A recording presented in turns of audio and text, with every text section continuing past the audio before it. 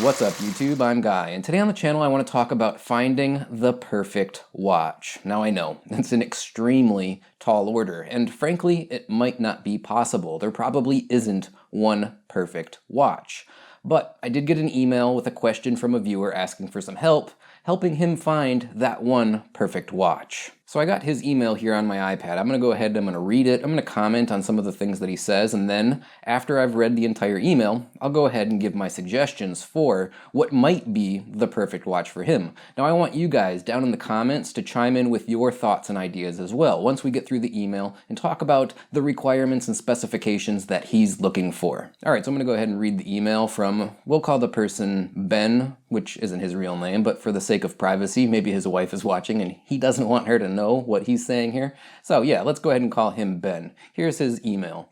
Hi Guy, you don't know me as of yet, but I am an ardent follower of all of your YouTube videos, and I'd like to add that I enjoy them very much, first and foremost. Ben, thank you very much for that, I appreciate it. Now, some background information on myself first.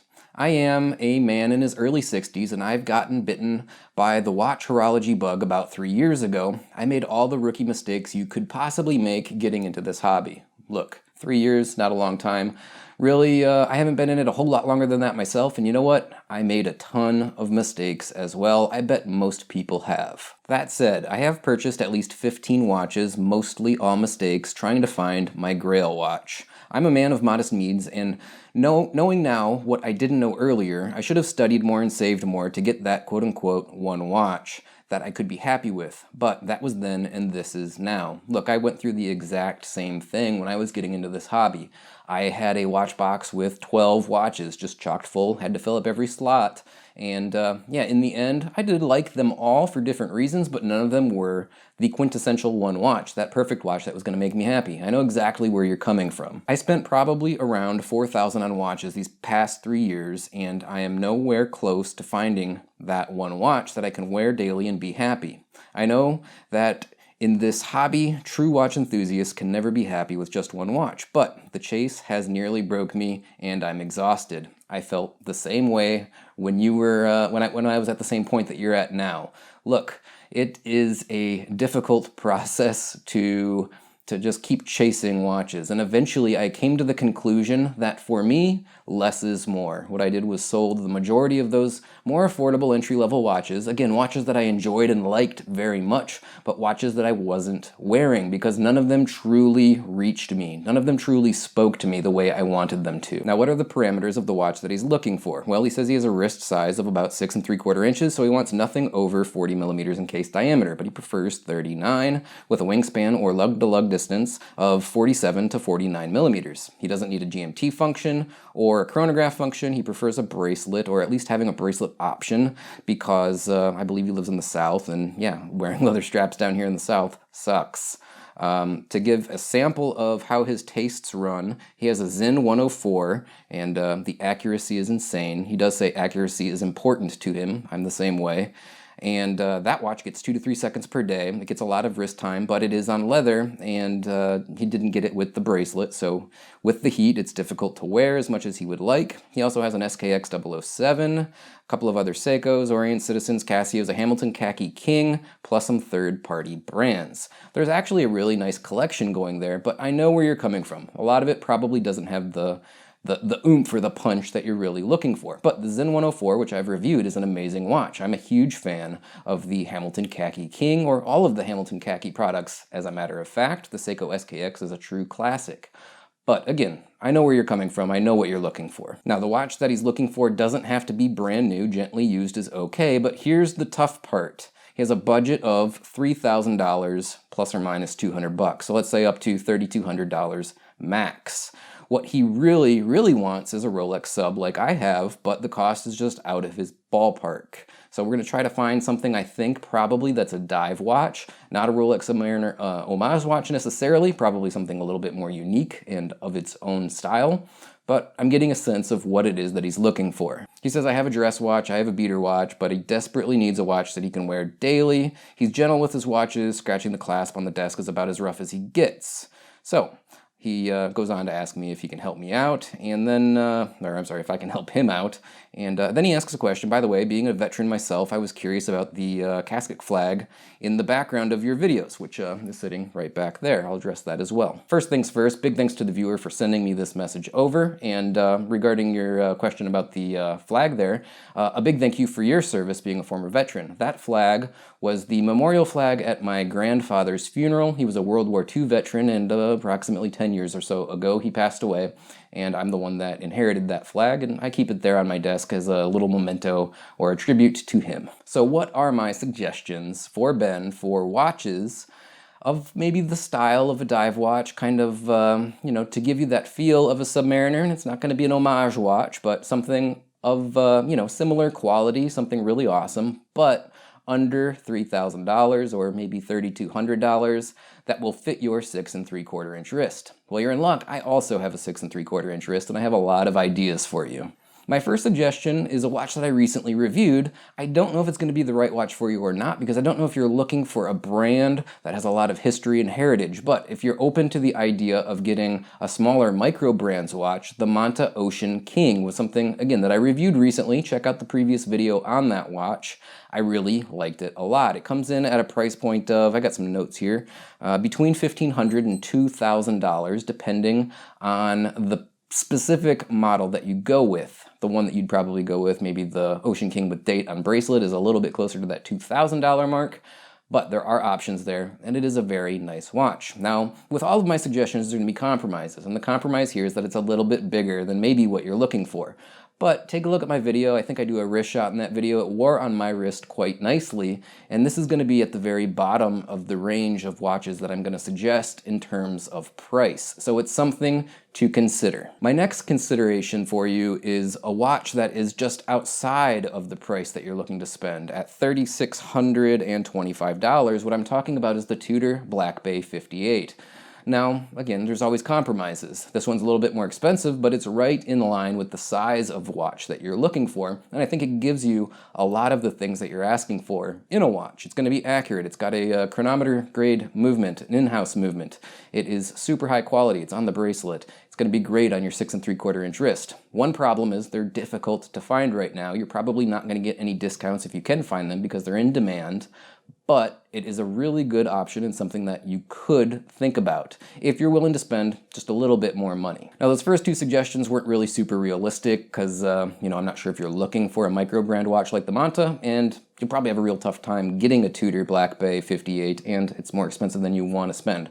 So I've got a few more serious suggestions for you. And the first one of the, what do I got here? 3 potential suggestions that I think are real contenders are going to be either the Oris Aquis Date or the Oris Divers 65. Both of these watches come in at a price point of around $2,100 to $2,200, brand new from the AD. If you're willing to go pre-owned, you can probably save a couple of $100 at a minimum. So it's definitely well within your requirements of the price. Number 2, if you're going to get the Aquis, you get the 39.5 millimeter version, not the 43 millimeter version. That'll fit your wrist perfectly. If you get the Divers 65, you go with the 40 millimeter version. That's pretty much right in line with what you were asking for. I've reviewed both of these watches in the past.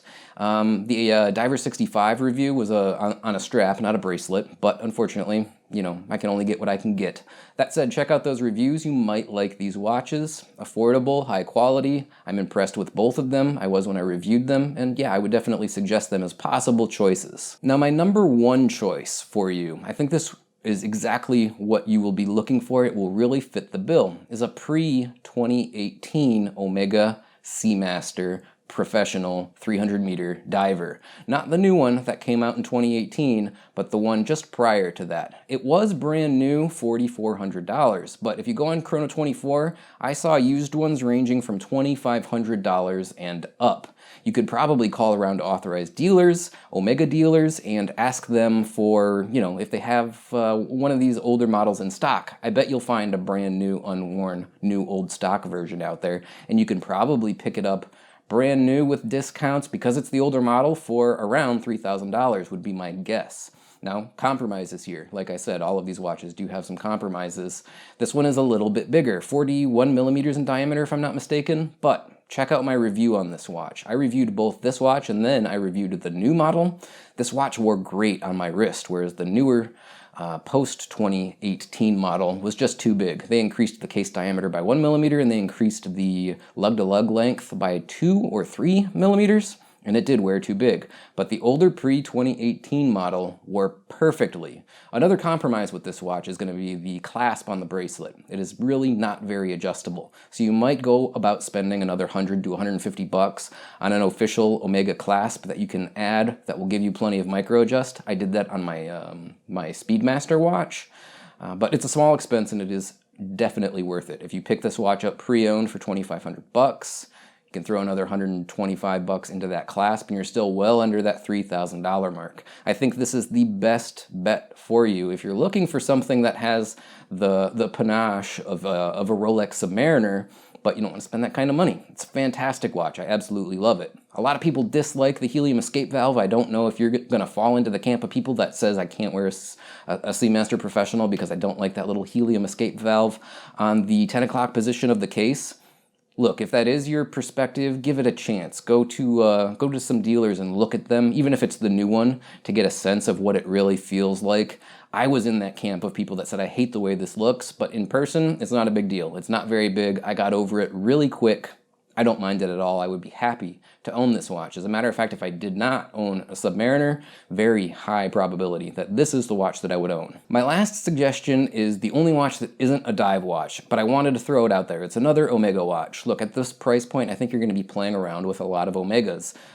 Pre-owned, probably older models, but they're all great high-quality watches that really meet the requirements that I think you're looking for. The one I'm suggesting right now is the Aquaterra 150 meter. It is not a dive watch, but it is just as durable, just as reliable, just as well built as their dive watches. It has plenty of water resistance, screwed-on crown, a great chronometer-grade movement, just like the Seamaster.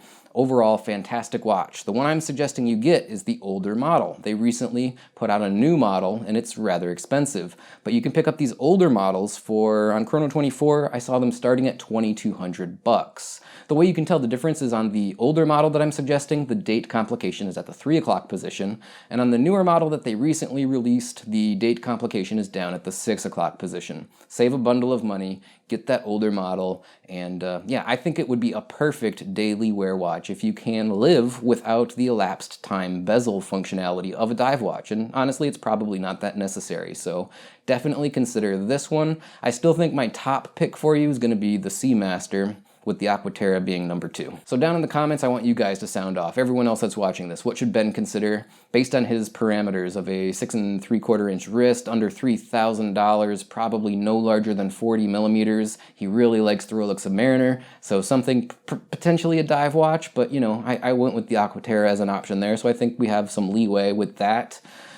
He likes accurate watches, so a chronometer grade movement seems like it would be ideal, but any sort of good, reliable movement is something that I would suggest. Let him know in the comments down below. I'm sure he would appreciate it. I know I would like to hear from each and every one of you and see what you guys think, both about my choices and what you would suggest. Alright guys, thanks for tuning in. I hope you enjoyed this video. I hope it was helpful to Ben, and I hope that it was helpful to some people out there that are in a similar situation. Look, I was there too. Like I said, I bought a bunch of watches, affordable watches, in that kind of $200 to $600 range. I had a whole watch box full of them, but none of them truly spoke to me or completely satisfied me. It happens to all of us, I think. It's a really common issue. So, if you're in the same situation, I hope this helped you as well. And like I said, do leave your comments down below for Ben. I'm sure he would appreciate it. Hey, if you'd like to help me out and support the channel, down in the description of this video is a number of ways that you can do that. As always, follow me on my social media accounts, Facebook, Twitter, and Instagram. I would greatly appreciate that. If you'd like to help me out financially, support me on Patreon. There's a link to Patreon down below, and a big thanks